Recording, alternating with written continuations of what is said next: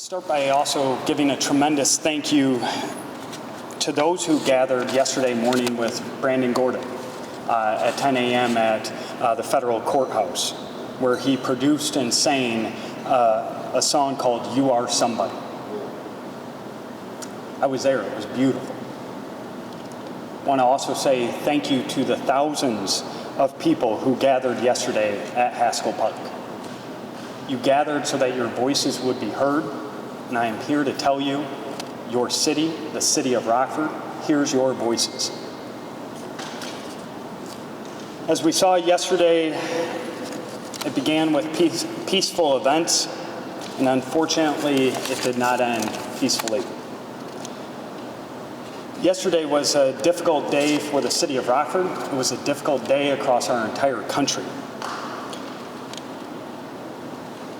I want to be really clear, though.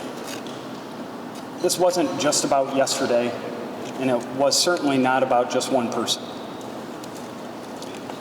This was about too many years of systemic injustices that have plagued our institutions, that have plagued our country, and that have been embedded into the fabric of our society.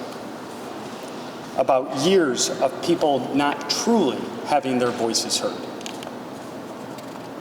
I want people to realize that I can't stand and I do not condone rioting and looting, but I think we also have to understand that that's just a symptom. We are going to continue to repeat this cycle if we don't address the reason for the anger and the frustration that is incredibly real. Although there's better ways to express someone's frustrations and anger, we also have to understand we need to be better. We need to be better at listening. And that begins with me, and that begins with our city. So we've done these press conferences. I've probably participated in 45 press briefings over the last 70 days.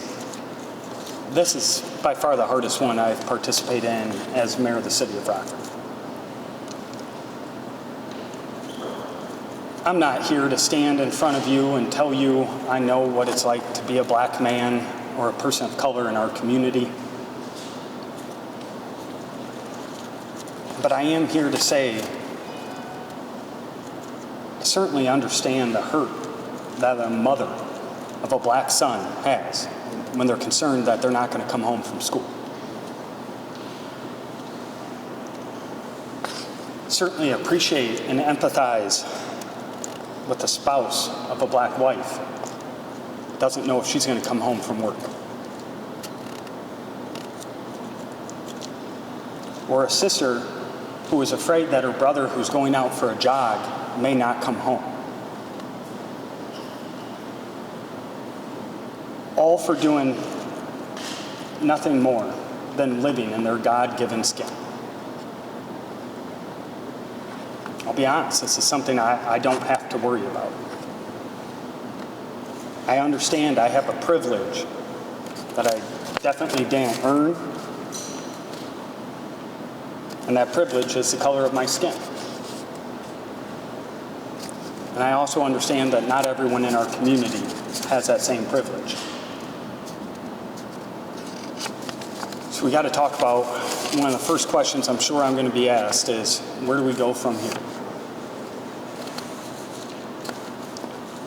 I'll say a couple of things. One, my hope is that Rockford, we show the country how to handle this. We've seen how not to handle these situations and how to go from here. We as a country have shown how not to do it.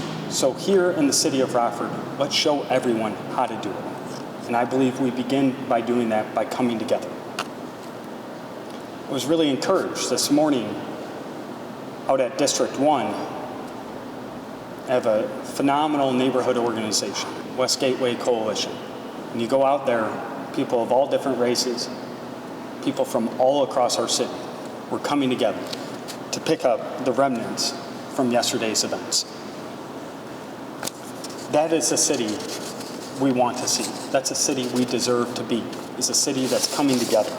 a city that comes together so that we can move forward together.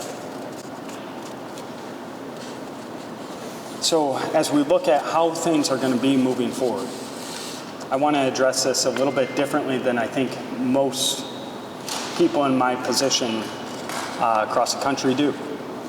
I don't want to come to this table with any preconceived notions. I think the first and foremost thing I need to do as your mayor is to listen. I think our city needs to do a better job at listening, and that begins with me. I think by not listening and coming up with preconceived notions, that's where we've made mistakes. And I do not want to let that happen again in our own community.